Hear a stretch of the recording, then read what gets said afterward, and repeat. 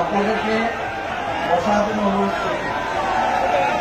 এই পর্যায়ে আমরা একজন মেহমানকে পরিচয় করে দিচ্ছি।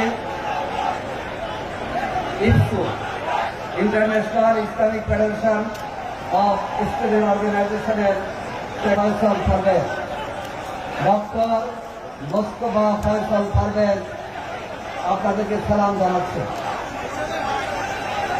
আজকের এই জনসভায় উপস্থিত রয়েছেন আমাদের প্রিয় সংগঠন বাংলাদেশ ইসলামিক ছাত্র শিবিরের রংপুর অঞ্চলের পরিচালক, কেন্দ্রীয় কার্য পরিষদ সদস্য হাফেজ মুস্তাফা করিম।